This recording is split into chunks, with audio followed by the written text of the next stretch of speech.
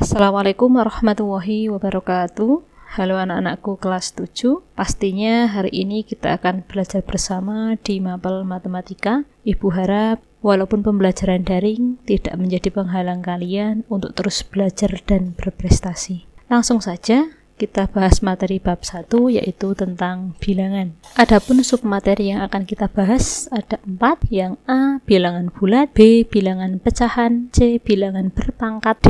KPK, dan FPB. A. bilangan bulat. Tentunya kita harus mengetahui apa pengertian dari bilangan bulat. Bilangan bulat merupakan bilangan yang nilainya bulat, terdiri dari bilangan bulat positif, 0, dan bilangan bulat negatif. Lambang bilangan bulat adalah Z, Z kapital. Kenapa Z? Karena berasal dari bahasa Jerman, yaitu Zahlen, yang berarti bilangan. Pembagian bilangan bulat pada garis bilangan tampak berikut. Ada 3 bagian. Dari negatif 1 ke kiri itu kelompok bilangan bulat negatif, kemudian 0. Dan dari 1 ke kanan itu kelompok bilangan bulat positif. Jadi pembagiannya seperti ini kalau kita lihat bersama di garis bilangan. Kemudian dari garis bilangan tersebut bisa kita pelajari bersama macam-macam bilangan bulat.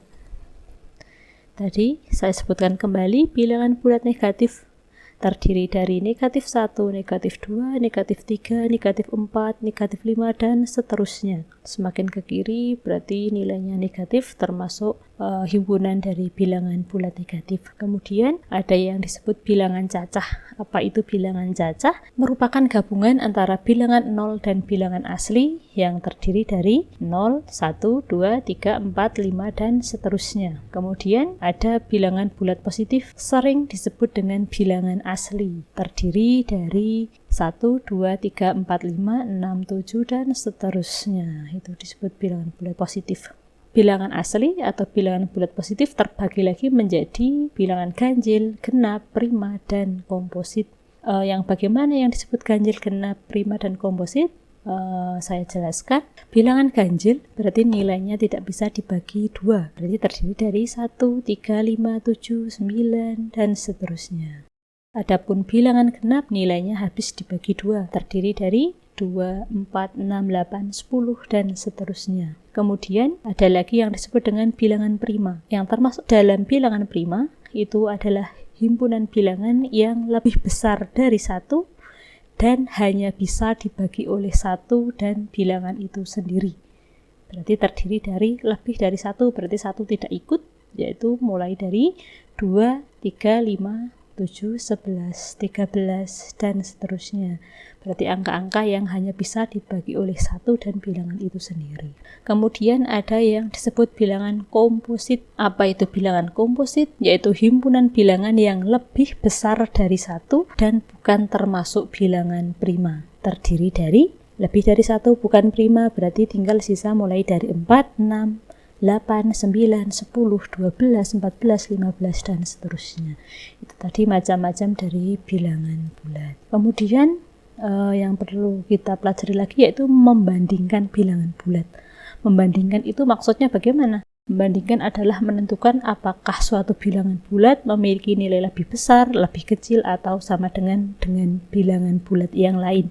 Biasanya kita ada 3 lambang-lambang. Berikut saya sampaikan lambang-lambang dalam membandingkan bilangan bulat. Yang pertama, jika A lebih besar dari B, maka ditulis A lebih besar dari B, berarti membuka ke depan. Kemudian jika A lebih kecil dari B, maka ditulis A lebih kecil B, membukanya ke belakang. Jika A sama dengan B, maka ditulis A sama dengan B. Itu sudah biasa, berarti adalah simbol sama dengan. Itu ada 3 macam, mohon dipahami. Tanda lebih besar bagaimana, lebih kecil bagaimana, sama dengan bagaimana. Jangan sampai anak-anak bingung terhadap 3 lambang saat membandingkan bilangan bulat. Kemudian mengurutkan bilangan bulat. Mengurutkan berarti di sini maksudnya menuliskan bilangan bulat tersebut secara urut dari nilai terkecil ke nilai terbesar atau sebaliknya dari nilai terbesar ke nilai terkecil. Pada garis bilangan, semakin ke kanan letak suatu bilangan, maka nilainya semakin besar. Sebaliknya, semakin ke kiri letak suatu bilangan, maka nilainya semakin kecil. Semakin kanan besar, semakin ke kiri kecil. Semoga bisa kalian ingat kata-kata yang di sini dicetak tebal karena sangat penting sekali. Mengurutkan bilangan bisa dilihat pada garis bilangan. Semakin ke kiri berarti arah ke kiri pasti nilainya lebih kecil, semakin ke kanan lebih besar atau semakin besar. Di sini penting sekali, bilangan positif nilainya selalu lebih besar dari bilangan negatif. Contohnya, urutkan bilangan-bilangan berikut dari yang terkecil ke yang terbesar. Dari bilangan negatif 3, 8, negatif 9, 1, 0, 5, dan negatif 7. Untuk mempermudah, bisa kita lihat di garis bilangan berikut.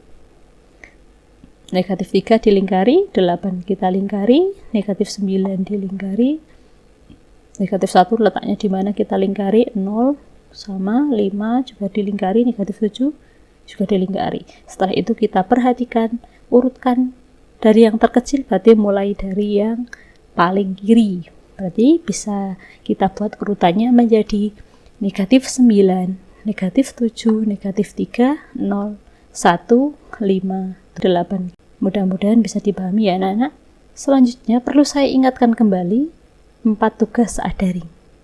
Yang pertama mengisi presensi, 2 mempelajari materi, 3 mencatat materi, 4 menyelesaikan tugas. Kenapa harus saya ingatkan kembali? Karena kita sama-sama belajar untuk menjadi pribadi yang disiplin.